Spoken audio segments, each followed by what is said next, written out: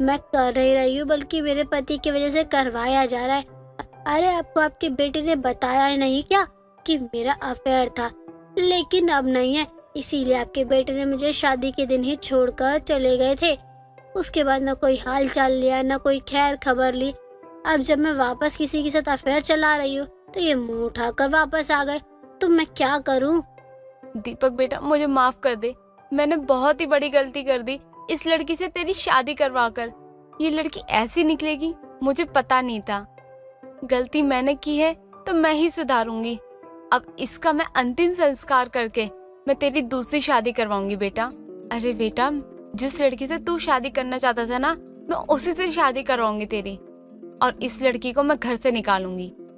रेखा को अपनी बहू से बहुत लगाव था। वो कुछ भी करती तो अपनी बहू के बारे में ही सबसे पहले सोचती। ऐसे ही एक दिन रेखा बाजार से घर आती है और अपनी बहू प्रीति को बुलाकर बोलती है, बहू आज खाना मत बना, मैं सोच रही हूँ हम दोनों कहीं बाहर खाने चलते हैं। वैसे भी इतनी गर्मी हो रही है, इतनी गर्मी में तू क्या ही बनाएगी रसोई में खड़े खड़े खाना। एक काम करते, दीपक वैसे भी 2-3 दिन के लिए बाहर गया है, हम दोनों वैसे ही अकेले हैं, तो हम दोनों चलते हैं दोनों बाहर खाना खाने के लिए। वैसे भी मेरा बहुत मन कर रहा है। नहीं माँ जी, आपकी तबीयत खराब हो जाती बाहर का खाना खाने से। मुझे पता है कि आप क्यों कह रही है कि आपको बाहर का खाना है। आप इसीलिए कह रही है ना, ताकि मुझे कोई मेहनत ना करना पड़े, आपको खाना मिल सके। माँ जी कोई दिक्कत की बात नहीं है। आप भी तो बाजार से आई ना इतनी गर्मी में, और गर्मी में अगर मैं आपके लिए खाना बना दूंगी तो इसमें कौन सी बड़ी बात हो जाएगी। और बाहर कितना महंगा महंगा खाना मिलता है, इसीलिए मैं आपके लिए यहीं पर खाना बना दूंगी। वाकई में बहू, तू मेरे बारे में कितना सोचती है। अरे लेकिन मैं भी यही कह रही हूँ कि हम बाहर जाके खा लेते हैं। तू रसोई में खड़े होकर खाना बनाएगी तो रोज ही बनाती है ना, एक दिन नहीं बनाएगी तो क्या ही हो जाएगा। और ज्यादा टाइम नहीं लगेगा, हम बाहर चलते हैं ना, जल्दी से बाहर जाके खा के आ जाते हैं। बहू हम जल्दी जाएंगे और जल्दी वापस आ जाएंगे। और पहली बात, मैं तेरी सास हूँ, तुझे मेरा कहना मानना चाहिए। और तू हमेशा घर के बारे में सोचती है। शादी के बाद तू कहीं बाहर गई नहीं है, ना ही तू अपने पति के साथ गई है बाहर, ना कभी हमारे साथ गई है। देखो आज चलना पड़ेगा, तू जल्दी से रेडी हो जा। अरे माँ जी, आप भी कितना सोचती है अपनी बहू के बारे में। मैं सच में बहुत खुशकिस्मत हूँ कि मुझे आपके जैसी सास मिली है। आप मुझे थोड़ा समय दीजिए, मैं अभी जल्दी से कपड़े बदल कर आती हूँ, फिर हम दोनों पास वाले ढाबे में चले जाएंगे। लेकिन आप वहाँ पर दाल रोटी ही खाओगी, और अब आपको मेरी बात माननी ही पड़ेगी, क्योंकि अब यही डिसाइड हुआ है बाहर जाने का, तो अब मेरी बात आपको माननी पड़ेगी। इस तरह प्रीति अपनी सास के बारे में सोचती और रेखा अपनी बहू के बारे में सोचती। ऐसे ही कई दिन निकल जाते हैं और कुछ दिनों बाद प्रीति काफी तैयार होकर अपने कमरे में बैठकर मुस्कुरा रही होती है। तभी वहाँ रेखा आती है और प्रीति को ऐसे मुस्कुराते हुए देखकर रेखा कहती है, अरे बहू, तो अपने कमरे में बैठे बैठे मुस्कुरा क्यों रही है? अरे मुझे भी बता दे, मैं भी मुस्कुरा लूंगी। दीपक तो अभी आने वाला नहीं है, तो तू इतनी सज के क्यों बैठी है? कुछ खास बात है क्या? नहीं माँ जी, कोई खास बात नहीं है, लेकिन मैं सोच रही हूँ कि आज कहीं बाहर घूम कर आ जाऊँ। मेरा बड़ा मन कर रहा है कि मैं अपने दोस्तों से मिल आऊँ, लेकिन मैं आपकी मर्जी के बिना कहीं नहीं जाऊँगी। आप बताइए, अगर आपकी मर्जी होगी, आप कहोगी, तभी मैं जाऊँगी, वरना मुझे कोई जल्दी नहीं है। और वैसे अगर मैं गई तो मुझे रात में घर आने में काफी लेट हो जाएगा, इसीलिए बता रही हूँ। आप बता दीजिए क्या करना है मुझे। बहू आज तू कुछ अलग ही लग रही है। मैंने तुझे आज तक किसी चीज के लिए मना नहीं किया, तो आज क्यों करूँगी? तेरा मन है तू जा। बहू तू वैसे जा कर रही है, और अकेली जा रही है क्या? तो एक काम करते हैं ना, हम दोनों साथ में चलते हैं, सास बहू की कंपनी बढ़िया भी रहेगी। नहीं नहीं माँ जी, आप नहीं चल सकती। वो क्या है ना, मैं सोच रही हूँ कि अपने कॉलेज के दोस्त से मिलने चली जाऊँ, और मेरे दोस्तों के साथ आप बोर हो जाओगी ना, इसीलिए कह रही हूँ आप नहीं जा सकती, मुझे अकेले ही जाना होगा। अच्छा ऐसी बात है, चल ठीक है, कोई बात नहीं। अगर तुझे अपने दोस्तों के साथ ही जाना है तो चली जा, मैं क्या ही करूँगी।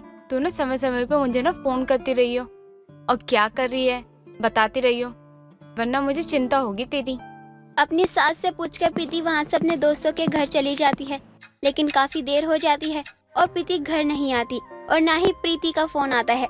रेखा काफी परेशान होती है, प्रीति को बार बार फोन करने लगती है, लेकिन प्रीति एक भी फोन नहीं उठाती। रेखा की टेंशन बढ़ती जाती है और वो खुद से कहती है, बहू को इतनी देर हो गई, अभी तक वो घर पे भी नहीं आई है, और बहू ने मुझे अभी तक फोन भी नहीं किया। बहू ठीक तो होगी ना? क्या करूं मैं, मुझे कुछ पता भी नहीं है वो कौन से दोस्तों के साथ गई है। मुझे इतनी टेंशन हो रही है। बहू को बता के जाना चाहिए था। मैं क्या करूं? और उसके कौन से दोस्त है जिसके साथ वो घूमने गई है? एक काम करती हूँ, बाहर जाके देखती हूँ इधर उधर, शायद से कहीं से आ रही हो। रेखा आसपास देखकर भी जाती लेकिन कहीं भी उसे अपनी बहू नहीं दिखती। रेखा की टेंशन ऐसे ही बढ़ती जा रही थी। अगली सुबह हो जाती है और सुबह प्रीति घर आती है। प्रीति को देखकर रेखा कहती है, बहू तू पूरी रात कहाँ थी? मैंने तुझे कितना देखा। तुझे समय से घर आना और फोन करना याद नहीं रहा क्या तुझे? मुझे तुझे कितनी टेंशन हो रही थी, तुझे पता है? मुझे माफ करना, मैं अपने दोस्तों के साथ भूल ही गई थी। इतने दिनों बाद मिले थे हम सब लोग तो एंजॉय करने लग गए थे। मेरा ध्यान ही नहीं रहा कि आपको बताना भी है। प्लीज माँ जी मुझे माफ कर दीजिए, अगली बार से ऐसा नहीं होगा। चल कोई बात नहीं, आज हो गया, आगे से नहीं होना चाहिए। बहू आगे से ध्यान रखियो इसका। रेखा अपनी बहू को ज्यादा कुछ नहीं कहती, लेकिन अब वो प्रीति की हरकतें कुछ ज्यादा ही बढ़ती जा रही थी और प्रीति रोज रोज निकल जाती और अगली सुबह ही आती। ऐसे ही कई दिन निकल रहे थे, लेकिन रेखा कुछ कर नहीं पा रही थी। अपनी बहू की ऐसी हरकतें देखकर वो बहुत परेशान थी। दीपक घर वापस आता है। दीपक को देखकर रेखा की आंखें आंसुओं से भर जाती हैं और रेखा अपने बेटे को गले लगा लेती है। ये देखकर दीपक कहता है, माँ क्या हो गया आपको? आप रो क्यों रही हो? कोई बात है क्या? प्रीति ने कुछ कहा है क्या आपको? बोलो, कहाँ है वो? आजकल तो बहू के बारे में मुझे कुछ भी नहीं पता बेटा।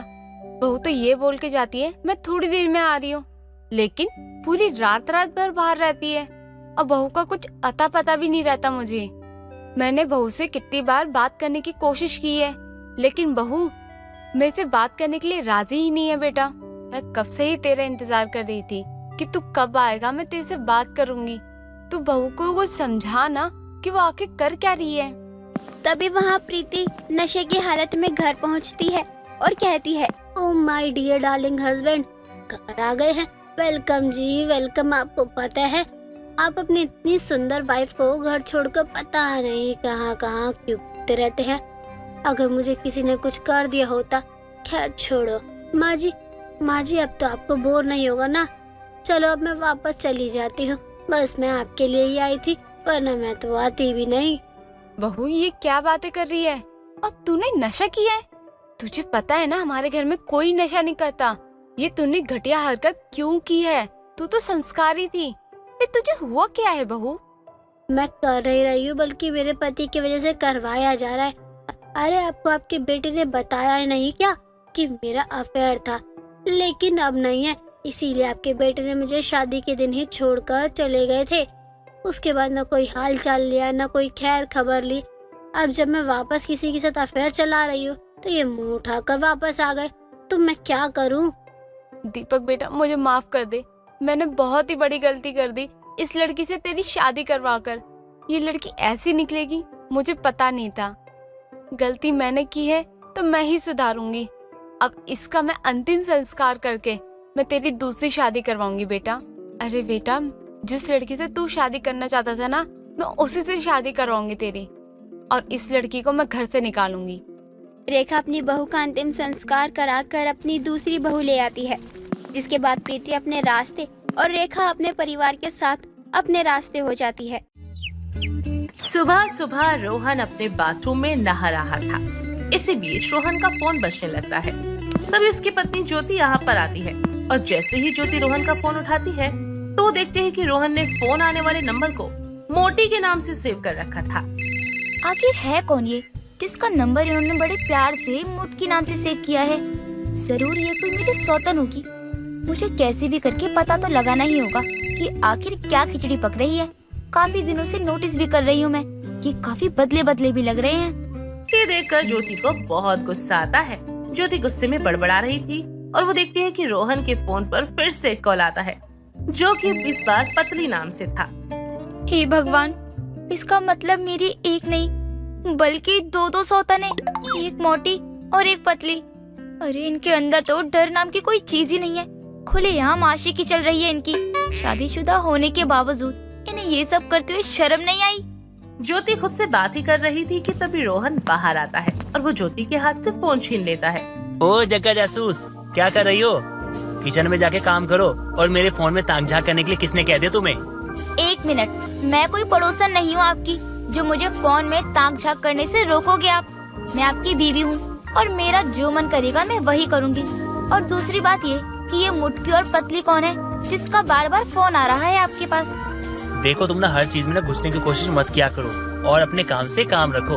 तुम्हारा काम है घर का काम करना, माँ की सेवा करना, मेरी सेवा करना, तो वो करो। ये फालतू की चीजें ना छोड़ दो। अच्छा जी, तो ऐसे नहीं मानोगे आप? रुक जाओ, आने दो माँ जी को। अब मैं उन्हें आपकी सारी बातें बताऊंगी। अब वही आपकी खबर लेंगे अच्छे से। इस तरह ज्योति गुस्से में चली जाती है और थोड़ी देर बाद ज्योति की सास कुंती भी मंदिर से घर वापस आती है। सास को देखते ही वो अपनी सास के पास जाती है और उनको पकड़कर रोने लगती है। अरे बहू, क्या हुआ? क्यों रो रही है तू? सासू माँ, आप ही बताओ, आखिर ऐसी कौन सी कमी है मुझ में जो मुझे आज ऐसे दिन देखने पड़ रहे हैं?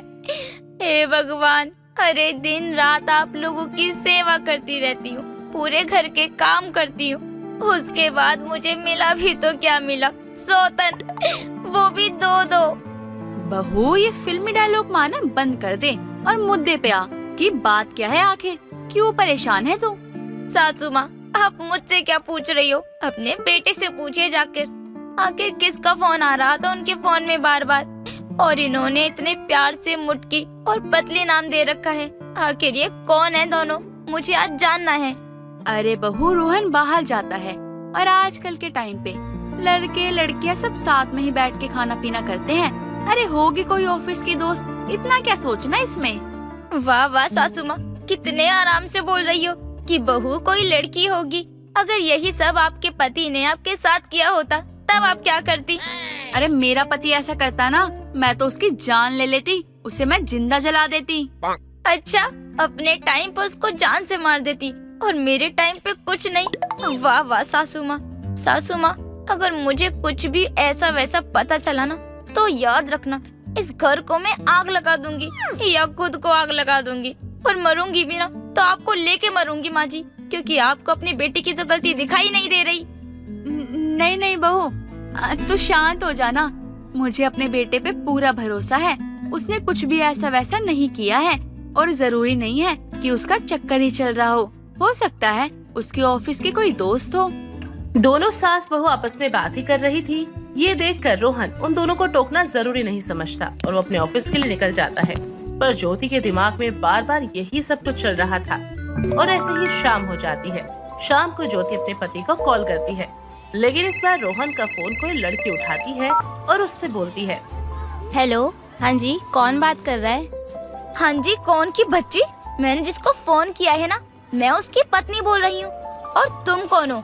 तुम्हारी हिम्मत कैसे हुई मेरे पति का फोन उठाने की? अरे बाबा, शांत हो जाओ। रोहन कैबिन में नहीं है, जब आएगा तो मैं बता दूंगी। अभी वो वॉशरूम में गया है और फोन यहाँ पे चार्जिंग पे लगा था और मैंने उठा लिया। ठीक है, अपने बाप को मत सिखा। और एक बात कान खोल के सुन ले, आज के बाद मेरे पति का फोन उठाया ना तो वहीं ऑफिस में घुस के मारूंगी तुझे। अब फोन को पकड़ के क्या बैठी है? रख फोन, बिल क्या तेरा बाप भरेगा? ज्योति उस लड़की को उल्टा सीधा बोलकर फोन रख देती है और थोड़ी देर बाद रोहन ज्योति को कॉल करता है और उससे बोलता है। ज्योति, एक बात बताओ, हर इंसान के अंदर एक तमीज नाम की चीज होती है। मुझे लगता है तुम्हारे अंदर है नहीं। अगर भगवान ने मुंह दिया है ना तो मुंह उठा के ना किसी को भी ना कुछ मत बोला करो, समझी? कुछ बोलने से पहले ना सोच लिया करो कि है कौन। देखो, मेरे से बेकार में उन लड़कियों के लिए लड़ाई झगड़ा करना बंद कर दो आप। तुम्हें तो मैं बाद में देख लूंगा। अभी एक बात ध्यान से सुनो, कुछ दोस्त आ रहे मेरे खाने पर, तो खाना अच्छा अच्छा बना के रखना। कुछ लोग क्या होता है? साफ साफ बोलो ना, कितने लोग आ रहे हैं ये बताओ, ताकि मैं उसी हिसाब से खाना बनाऊं। यार भड़क क्यों रही हो? 2 आएंगे और हाँ, खाना अच्छा और टेस्टी बनाना। वो सब तो ठीक है, पर कल क्या है, तुम्हें कुछ याद भी है? अच्छा कल मेरे हिसाब से तो फ्राइडे है। अब इसमें क्या याद करना है? अच्छा, मेरे पास ना बहुत सारे काम है यार, ये सब छोड़ो, मैं थोड़ी देर में उनको लेकर आ जाऊंगा, तो खाना जल्दी से बना लो। रोहन का ऐसा बर्ताव देखकर ज्योति को बहुत बुरा लगता है। वो बेचारी किचन में जाकर डिनर बनाना शुरू करती है। ऐसे ही थोड़ी देर बाद रोहन अपने घर पर 2 लड़कियों को लेकर आता है, जिनमें से एक लड़की बहुत ही ज्यादा मोटी थी और दूसरी लड़की काफी ज्यादा पतली थी। मोटी लड़की का नाम मोनिका था और पतली लड़की का नाम पारुल था। ज्योति मोटी और पतली लड़कियों को रोहन के साथ देखकर हैरान हो जाती है और ये देखकर उसके मन में कई सारे सवाल आने लगते हैं।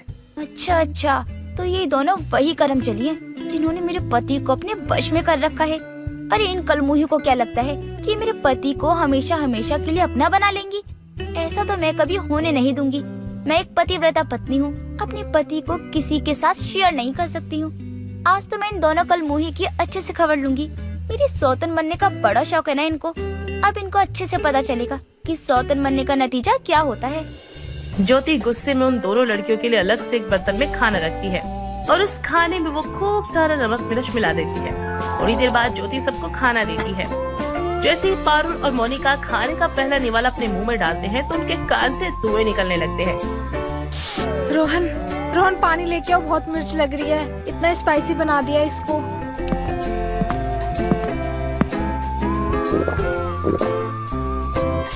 अगर इतना तीखा खाना खाएंगे ना हम तो सच में मर ही जाएंगे।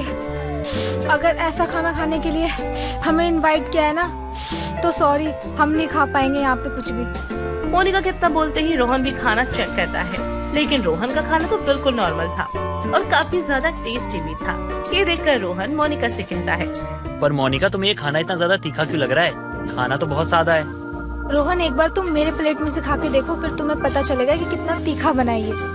और जैसे ही वो खाना खाता है उसके भी धुएं निकल जाते हैं और ये देखकर वो ज्योति पर गुस्सा करने लगता है और उससे कहता है, ज्योति क्या है ये सब? अरे मेरा खाना सादा है और इन लोगों का खाना मिर्ची वाला। तुमने जानबूझ के किया नहीं ये सब? हाँ, मैंने जानबूझकर खाना तीखा बनाया है। और ये वही लड़कियां हैं ना जिनसे आप रोज फोन पर बातचीत करते हो, और वो भी बड़े ही प्यार से इनका नंबर मुटकी और पतली के नाम से सेव भी कर रखा है। मैं तो अच्छे से जानती हूँ इन लड़कियों को कि ये आपको अपने वश में करना चाहती हैं और तो और मेरी सौतन बनना चाहती हैं। इसीलिए मैंने इनके साथ ये सब किया है ताकि ये फिर से दोबारा मेरे घर में ना आ जाएं। यार तुम पागल हो क्या? तुम्हें शर्म नहीं आती होगी, लेकिन मुझे बहुत शर्म आ रही है तुम्हें देखकर। तुम मेरी पत्नी हो यार। मुझे यकीन नहीं हो रहा तुम्हारी इतनी घटिया सोच हो सकती है। एक लड़का एक लड़की का भाई भी तो हो सकता है, दोस्त भी तो हो सकता है। हाँ, प्रेमी ही हो ये जरूरी है क्या? और तुम्हें पता है आज हमारी शादी की सालगिरह थी तो इन लोगों ने कहा था भाभी से मिलवाओ। भाभी का मतलब जानते हो क्या होता है? भाभी का मतलब होता है भाई की पत्नी। भाई कौन हुआ फिर? मैं ही हुआ ना। कितना अच्छा हम लोगों ने सोचा था तुम्हें सरप्राइज देंगे, 12 बजे केक काटेंगे, लेकिन तुमने क्या किया? सब चीज पे ऐसी की तैसी कर दी। हाँ भाभी, आप गलत मत समझिए। रोहन को हम भाई मानते हैं। भाभी, हम आपकी सौतन नहीं बल्कि हम आपकी ननद हैं। और दूसरी बात, दिखने में मैं बहुत ज्यादा मोटी हूँ, इसलिए रोहन मुझे प्यार से मोटकी बुलाता है। और इसको तो आप देख ही रही हो, हड्डी जैसी दिखती है, इसलिए इसको पतली बुलाता है। और हमारा नाम भी इसी से सेव किया है। भाभी, किसी भी रिश्ते में ना भरोसा होना बहुत जरूरी होता है। भाभी, अगर किसी भी रिश्ते में भरोसा ना हो ना तो वो रिश्ता ज्यादा टाइम तक टिकता नहीं है। हमें कुछ भी रिएक्ट करने से पहले चीजों को समझना बहुत जरूरी होता है, तभी रिएक्शन देना चाहिए किसी चीज पे। अच्छा ये सब छोड़ो, ये सब भूलकर हम केक काटते हैं। आज का दिन खराब क्यों करें हम? ज्योति को खुद पर बहुत शर्मिंदगी महसूस होती है और वो तुरंत ही पारुल और मोनिका से माफी मांगती है और सारे गिले शिकवे भूलकर ज्योति के साथ वो केक कट करते हैं। और ज्योति उसी रात को दोनों के लिए फिर से बढ़िया बढ़िया टेस्टी डिनर बनाती है और उन्हें खिलाती है। अनुज और काजल पति पत्नी थे और दिल्ली शहर में रहने वाले थे। अनुज दिल्ली के करोल बाग में कपड़े की दुकान लगाया करता था। उसका सारा दिन बैठने का काम होता था, जिसके चलते वो दिन पे दिन मोटा होता जा रहा था। साथ ही इत्तेफाक तो वो था कि उसके मुंह से जो भी निकलता था वो सच हो जाता था, जिसके चलते उसकी पत्नी उसे काली जुबान का भी बोलती थी।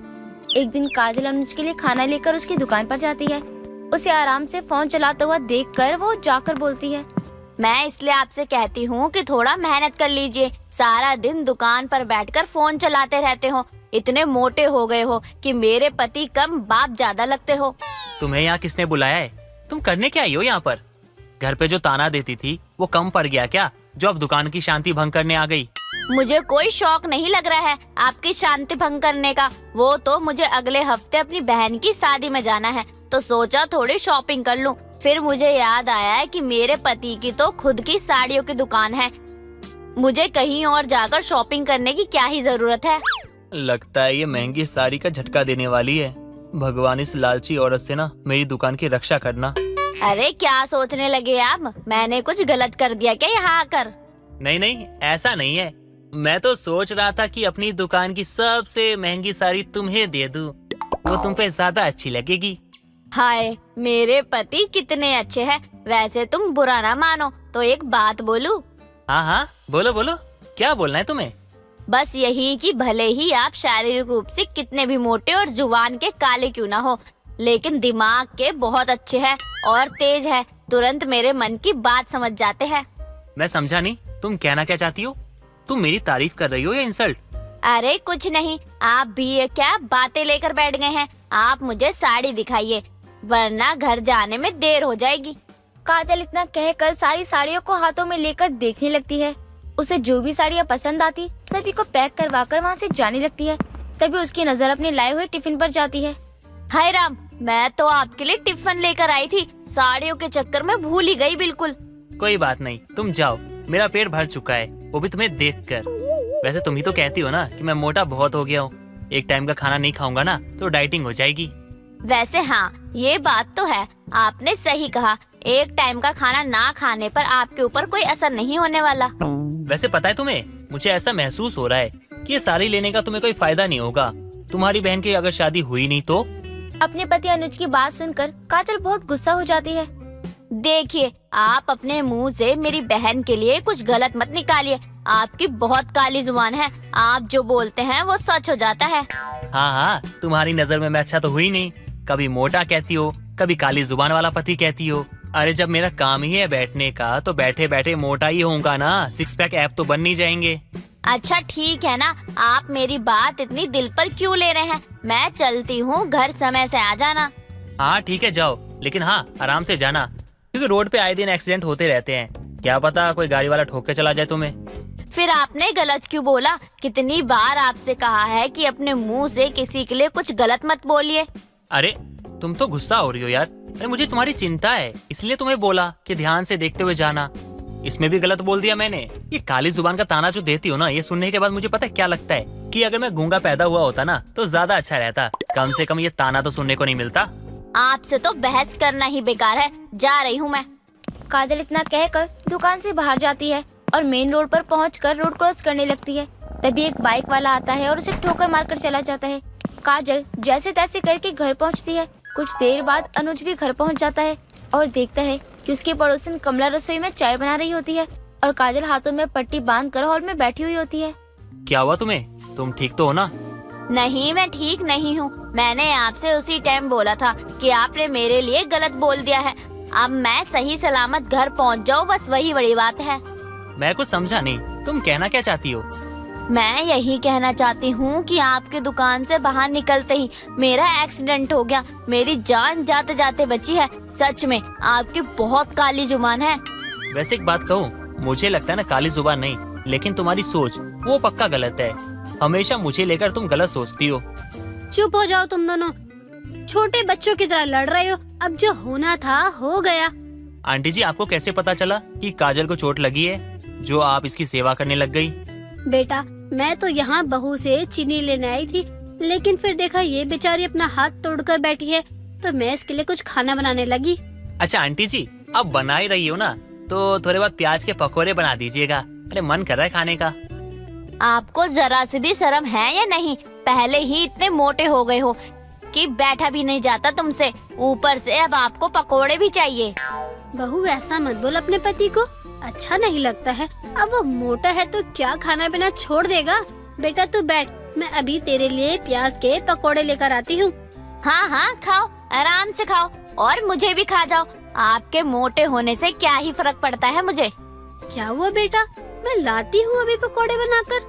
रहने दीजिए आंटी जी, अब भूख नहीं है, पेट भर गया। अनुज वहाँ से चला जाता है। समय ऐसे ही बीतता है और काजल की बहन की शादी का दिन भी आ जाता है। काजल तैयार होकर अनुज का इंतजार करने लगती है। तभी थोड़ी देर बाद अनुज भी तैयार होकर नीचे आ जाता है। शर्ट के ऊपर से उसका निकला हुआ पेट देखकर काजल उसे फिर से ताना मारना शुरू कर देती है। कितनी बार कहा है आपसे, सुबह थोड़ा रनिंग के लिए निकल जाया करो। आप हैं कि मेरी सुनते ही नहीं है। शर्ट के ऊपर से पेट दिख रहा है, कितने मोटे हो गए हो आप। तुम यहाँ खड़े होकर मुझे मोटे होने का ताना देती रहोगी या शादी में भी चलोगी? अरे देर हो रही है, अब वहाँ जाएंगे देर से तो तुम मुझे सुनाओगी फिर से। शादी में जाना तो है, लेकिन आपके साथ जाने का मेरा बिल्कुल भी मन नहीं है। कहाँ मैं और कहाँ आप, सभी लोग हम दोनों को साथ में देखकर हमारा मजाक उड़ाएंगे और कुछ नहीं। ठीक है, फिर मैं तुम्हारे साथ जाऊंगा ही नहीं। तब तो तुम्हारा कोई मजाक नहीं उड़ाएगा। ऐसा हो सकता तो मैं पक्का आपको नहीं लेकर जाती, लेकिन आपको अपने साथ ले जाना मेरी मजबूरी है। प्लीज आपसे एक विनती और है, आप शादी में किसी के सामने अपना मुंह नहीं खोलेंगे। पता चले आपकी काली जुबान के चलते किसी के साथ कुछ गलत हो जाए तो मोटे पति के साथ साथ काली जुबान वाले पति का भी ताना सुनना पड़ेगा मुझे। काफी देर बहस करने के बाद काजल अनुज के साथ में शादी में पहुंचती है। सभी उसे और अनुज को एक साथ देखकर मन ही मन हंसने लगते हैं। तभी काजल की भाभी रेनू उससे बोलती है, ननन जी, लगता है घर का सारा खाना तो नंदो ही जी खा जाते हैं। आप अपने लिए भी थोड़ा बहुत बचा लिया करो। देखिए कितने मोटे हो गए हैं, संभालिए इनको जरा, वरना आप इनके आगे बच्ची लगोगी। भाभी आप भैया के ऊपर ध्यान दीजिए ना, मैं उनको संभाल लूंगी, क्योंकि भैया को देखकर तो लगता है घर का सारा खाना आप ही खा जाती है। थोड़ा बहुत मेरे भैया को भी खाने दीजिए, सारा खाना आप ही खा जाओगी क्या? थोड़ी देर बाद पंडित दुल्हन को बुलाता है। काजल अपनी बहन को लेने कमरे में जाती है, जहाँ उसकी बहन नहीं थी, सिर्फ एक लेटर होता है जिससे उसे पता चलता है कि उसकी बहन किसी लड़के के साथ भाग गई है। तभी अनुज धीरे से काजल से बोलता है, हाँ, मैंने तुम्हें पहले ही कहा था ना, जब साड़ी लेने आई थी, ये शादी नहीं होगी। आप तो चुप ही रहिए। आज तक तो मुझे खाली शक ही था, लेकिन आज मुझे सच में यकीन हो गया कि आपकी बहुत ही काली जुबान है। मैं आपकी दुकान से साड़ी लेकर आई थी, आपका खून वैसे ही जल रहा था, अपने भर भर के बद्दुआ दी होगी, तभी ये सब हुआ है। ओ हेलो, तुम्हारी बहन भागी है, इसमें भी मेरा क्या दोष है? मैं थोड़ी उसे लेकर भागा हूँ। और तुम चिल्लाती क्यों मुझ पे? हाँ, हर बात पे चिल्लाती रहती हो। तमीज से बात किया करो, पति हो तुम्हारा। और हाँ, मैं जैसा हूँ ना, परफेक्ट हूँ, मैं ऐसा ही रहूंगा। और तुम्हें ज्यादा दिक्कत हो ना तो मायके में ही रहना। अनुज को गुस्से में देखकर काजल डर जाती है और उस दिन के बाद से दोबारा फिर कभी उसे न ही मोटे होने का ताना देती है और न ही उसकी जुबान को लेकर। संजना की शादी के बाद उसे ये पता चलता है कि उसकी सास सौतेली है और वो संजना के पति प्रदीप को जरा भी प्यार नहीं करती। लेकिन फिर भी संजना अपनी सास सुरेखा को खुश रखने की हर मुमकिन कोशिश किया करती। सुरेखा प्रदीप के सामने तो संजना को कुछ नहीं कहती, पर प्रदीप के काम पर निकल जाने के बाद संजना को तंग किया करती। एक दिन सुरेखा संजना से कहती है, बहू एक बात बता, माना तेरा बाप कंगला था, बस 2 जोड़ी में तुझे विदा कर दिया, पर कम से कम थोड़े संस्कार तो दे देता। सास कब से बैठी है, इतना नहीं कि एक कप चाय पूछ लूं। अभी लाई माँ जी। संजना रसोई में चली जाती है और अपनी सास के लिए चाय बनाकर लाती है, जिसके बाद चाय का पहला घूंट लेते ही सुरेखा गरम चाय संजना पर गिरा देती है और उससे कहती है, इतनी गरम चाय लेकर आई है ताकि मेरी जुबान जल जाए और मैं तुझे कुछ ना कह सकूं। मैं सब जानती हूँ, समझ गई? इतना होने पर भी संजना कुछ नहीं कहती और रोते हुए वहाँ से निकल जाती है, जिसके बाद वो अपने जख्म पर दवाई लगाती है और शाम के खाने की तैयारियों में लग जाती है। शाम को प्रदीप आता है और संजना के हाथ की चोट देखकर उससे कहता है, संजना, ये तुम्हारे हाथों को क्या हुआ है? सब ठीक तो है ना? वो कुछ नहीं प्रदीप जी, वो मैं चाय बना रही थी ना तो चाय गिर गई, इसलिए मेरा थोड़ा सा हाथ जल गया। प्रदीप को शक हो जाता है ये सब कुछ किया धरा उसकी सौतेली माँ सुरेखा का है, लेकिन वो इस बारे में कुछ नहीं कहता और संजना को बोलता है, ओहो, तुम्हारा ध्यान कहाँ रहता है? देख के काम किया करो ना। चलो दवा लगा देता हूँ। प्रदीप दवा लाता है और संजना के जख्म पर दवा लगाने लगता है, जिसके बाद संजना मन में सोचती है, प्रदीप जी कितने अच्छे हैं, अगर इनके साथ रहने के लिए मुझे ऐसे 1000 जख्म भी सहने पड़े ना तो मैं हंसते हंसते सब सह लूंगी। अगले दिन रोज की तरह प्रदीप काम पर निकल जाता है और संजना अपने घर के कामों में लग जाती है। तभी सुरेखा मन में सोचती है, मेरा पति तो पहले ही मर गया और मेरी जान पे सौतेला बेटा छोड़ के चला गया। चलो बेटे से तो मैं काम चला लूंगी, लेकिन इस बहू का क्या करूं? मुझे तो कुछ समझ ही नहीं आता है इसका, और अब तो लगता है इसका कुछ तो करना पड़ेगा। सुरेखा अपनी बहू को आवाज लगाती है और कहती है, बहू, आज न तो पूरे घर में अच्छे से पोछा लगाई हो। ठीक है माँ जी, जैसा आप बोलो। सुरेखा चुपके से सारे घर के फर्श पर तेल डाल देती है ताकि संजना फिसलकर गिर जाए, और यही होता है। बेचारी संजना जैसे ही पोछा लगाने लगती है उसका पैर फिसल जाता है और वो गिर जाती है। लेकिन सुरेखा अपने कमरे का दरवाजा करके ऐसे बैठ जाती है जैसे उसने कुछ सुना ही नहीं। तभी शाम को प्रदीप आता है, लेकिन संजना उसे फिर से कुछ नहीं बताती। लेकिन संजना की चोट देखकर प्रदीप पूछता है, संजना, क्या हुआ तुम्हें? ये निशान कैसे आए? कुछ नहीं, मैं पोंछा लगा रही थी तो मेरा पैर फिसल गया और मैं गिर गई। संजना, क्या कुछ ऐसा है क्या जो तुम मुझसे छुपा रही हो, जो तुम्हें मुझे बताना चाहिए? अगर ऐसा कुछ है तो मुझे बता दो। अरे नहीं नहीं, ऐसा तो कुछ भी नहीं है।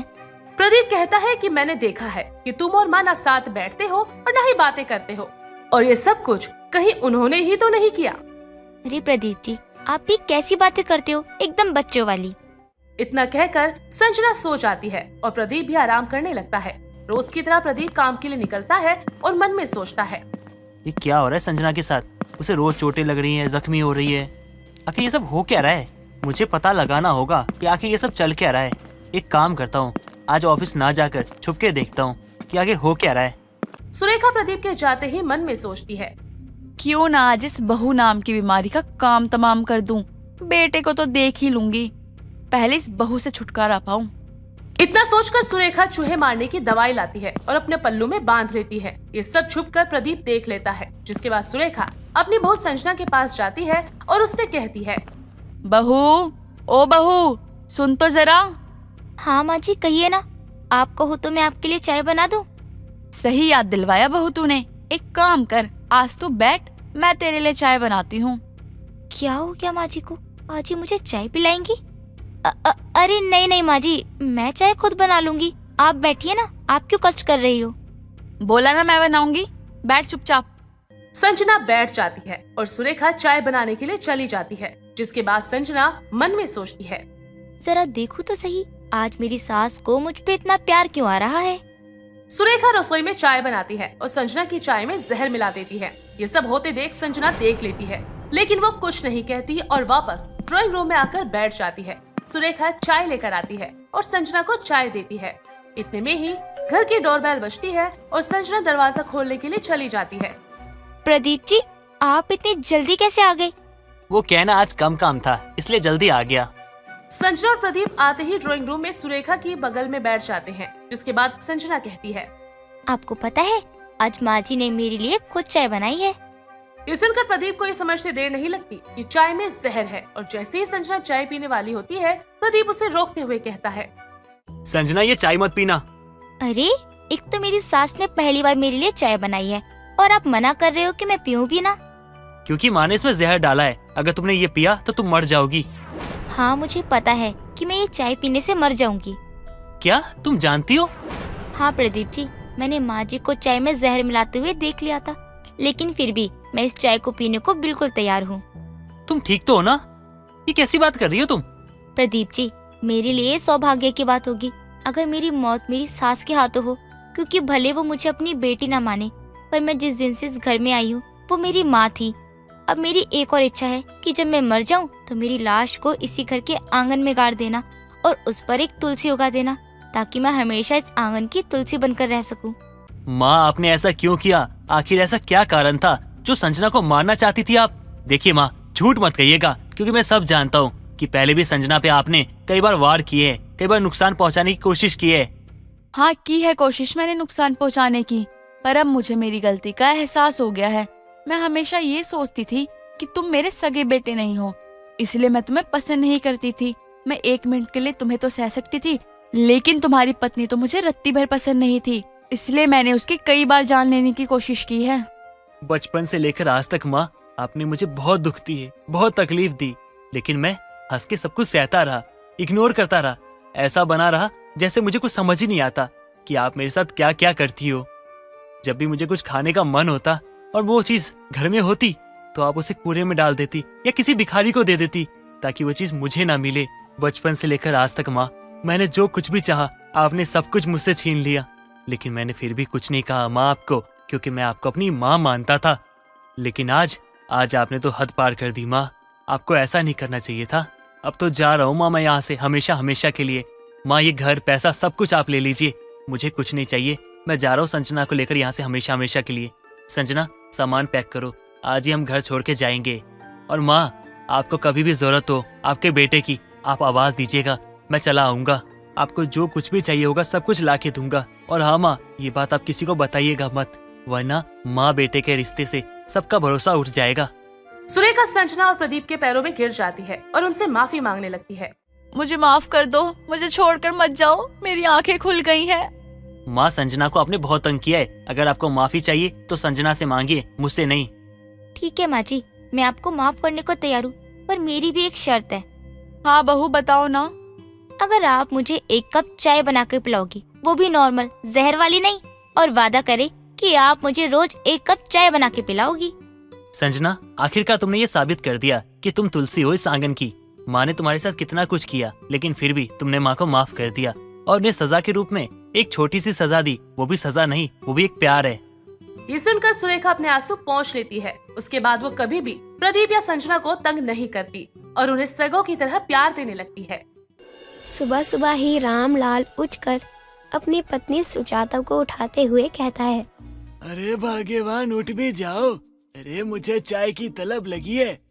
अरे एक तो मिर्च वाली सब्जी दाल खिला देती हो, पेट में हंगामा मच जाता है।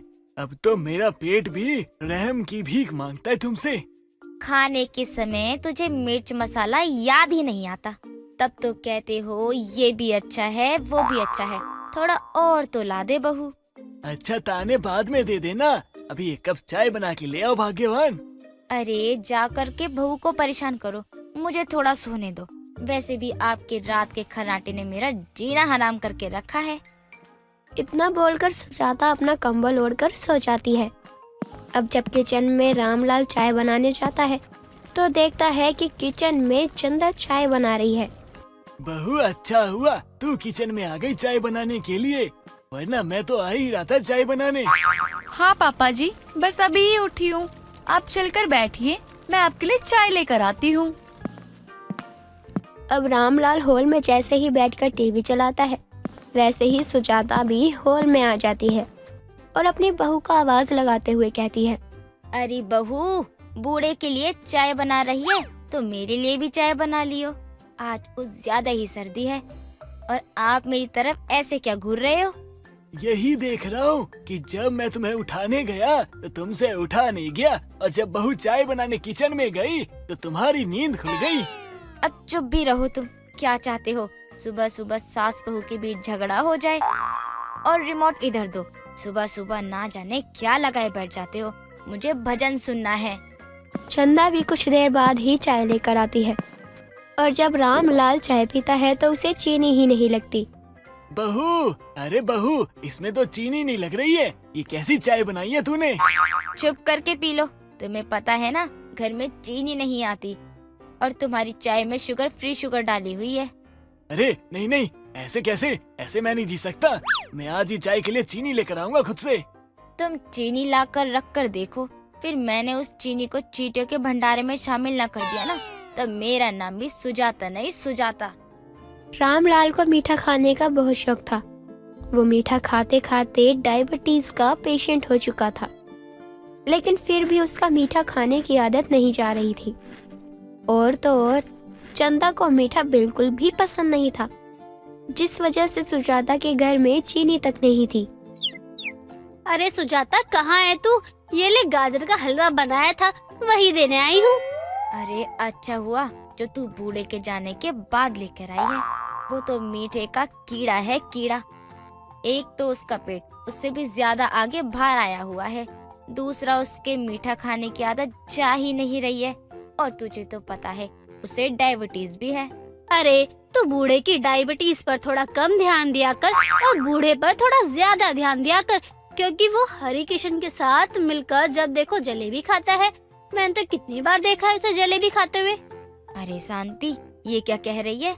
बल्कि मुझे तो कह रहा था कि कितने दिनों से उसने मीठे को हाथ नहीं लगाया है। अरे एक नंबर का झूठा है वो। हर वक्त मुझे तेरा बूढ़ा हरी किशन के साथ ही दिखता है और कुछ ना कुछ मीठा ही खाता रहता है। कभी मैंने उसे मीठे के अलावा और कुछ खाते भी नहीं देखा है। सुजाता जब शांति से ये सुनती है कि उसका बूढ़ा बाहर जाता है मीठा खाने के लिए, तो वो अपने बूढ़े का इंतजार करती है। और जब वो आता है तो सुजाता रामलाल के आते ही उससे पूछती है, आ गए तुम? और हरी किशन के साथ जलेबी खाकर कैसा लगा? मजा तो बहुत आया होगा, मेरे लिए भी ले आते। अरे गर्मा गर्म जलेबी थी, खाकर एकदम मजा आ गया था।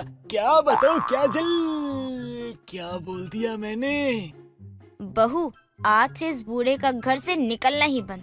मैं यहाँ इसके डायबिटीज को लेकर परेशान हूँ दिन रात। लेकिन ये है कि पूरा दिन उस हरी किशन के साथ हलवाई की दुकान पर बैठकर जलेबी खाता रहता है।